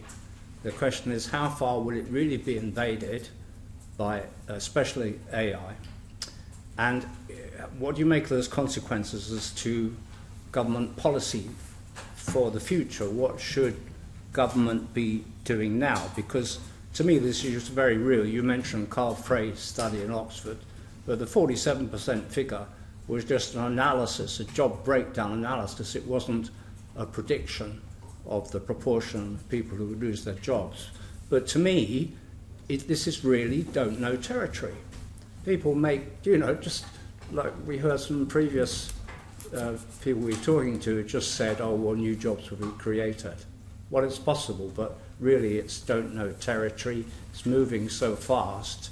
So what exactly should government do? What kind of policy recommendations would you make? For example, let's say at different sectors of the labour force, because you're obviously going to get a much higher level of job churn than you probably ever had before, I think, in service and white-collar jobs, and it's bound to invade professional jobs too, I think. Do you want to start, Sarah? Yeah. I mean, your statistics about the proportion of people who used to work in agriculture and that sort of thing, I think are kind of useful to remind us all that normally what happens is there are these technologies that change everything and that new jobs are created. You know, the employment rate now is as high as it's ever been, even though no one works in farms and not many people work in manufacturing. So I think it's still plausible that new jobs will be created, but you're totally right that it's don't know territory, that we just don't know. And what's different, I think part of the reason, to be honest, that we all are sitting here is that actually people in blue-collar jobs have been disrupted for decades, but the thought that it's going to hit the white-collar middle classes, I think, is what's got a lot of people scared. And it is already happening. And I went to see a big law... Partly because these are the only jobs left, though. So. Yeah, partly that, and partly because it's us now, right? I mean, I think, let's be honest, I think that's part of where this sort of sudden set of fears has come from. So it is starting to happen. I went to see a law firm recently that's developed an AI to do, effectively to kind of automate the due diligence stuff that they do when there's a big M&A transaction, rather than having 20 junior lawyers sit in a room for 2 nights drinking Red Bull, you know, eyes like this, reading through every page. The AI will scan through, look for things that it thinks looks potentially problematic, and then give them to more senior lawyers to take a look at. So that, you know, that's the sort of disruption that's already beginning, and you can see that that will continue. I mean, for government, my big question with this is, what do you do about training and allowing people to cope? Because we can't predict the future, but we probably can predict that, as you say, there'll be more churn and that people will need to adapt more quickly. So, you know, do we need to think about giving everyone some kind of personal training budget that they can then spend on reskilling themselves? I mean, those ideas have been tried out in the past and they haven't always been successful. But I think rather than trying to predict where the economy is going, which is always a mug's game, trying to think how do we equip people to be as resilient as possible to the changes is probably the best way to go. Thank you. Any addition to what Sarah said?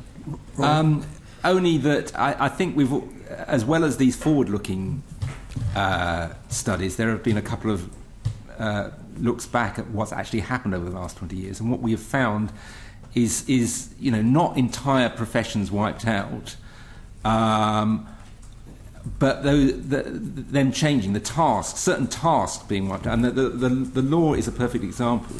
We might like to imagine that lawyers will be wiped out by automation, but it doesn't appear to be happening. The dull work is I'm not sure I approve of this. Yeah.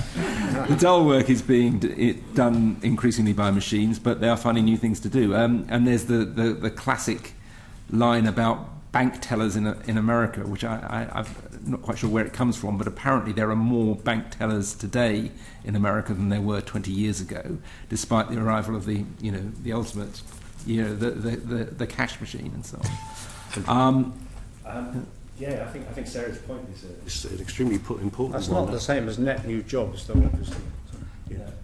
Because such a high level of job destruction. Yeah.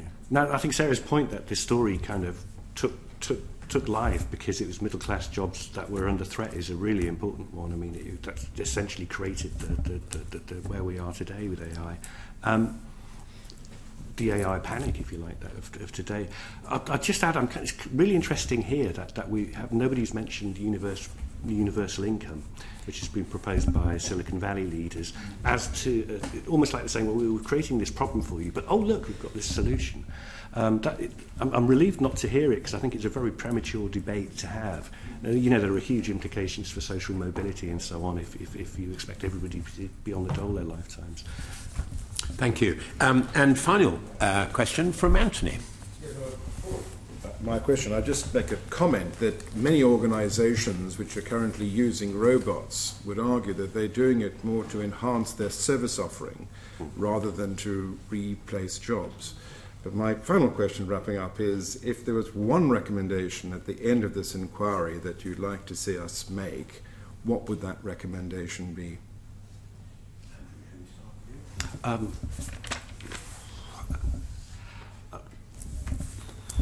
What recommendation would I say? We can come back. Yeah, I think I'll just re-emphasise that point about red teams. It's really exciting to have that robot that can do what we're being promised today, but it's not there. It's not there possibly even with today's scientists, not there today with today's techniques of machine learning. So let's kind of, if we're going to do research, let's take real risks with really strange ideas and let them run for years rather than looking for instant payback. One of the problems with this debate is almost everybody has skin in the game. Even the universities want spin-offs and they want venture capital investment in their latest big idea. But often this stuff takes years and it's very painful to do. A little courage from the funders is needed. Sarah? I think I just repeat the point that rather than trying to second guess which jobs will go, bear in mind which jobs are going to stay and make sure they're decent jobs that people can make a decent wage on. And I would sort of make a general point about education, and not about teaching all kids algorithms, but about having a more flexible attitude to what kids learn, combining creativity with digital skills. I mean, the growth industries, things like the games industry, they employ all sorts of people. They employ artists, they employ designers, and they employ some mathematicians and physicists. And too often we seem to be producing, very rigid schemes of education. I think we're going to need people to be more flexible in a more flexible world. Thank you very much indeed. And that concludes at the second half of our evidence. So thank you very much. That was really, really good session. The proceeding has ended.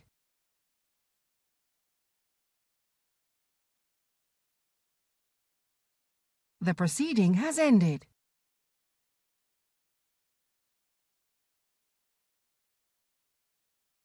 The proceeding has ended.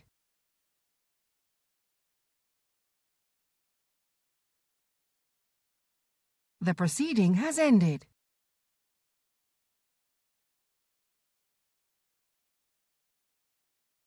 The proceeding has ended.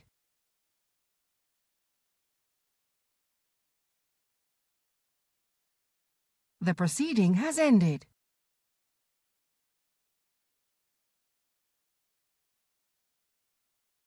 The proceeding has ended.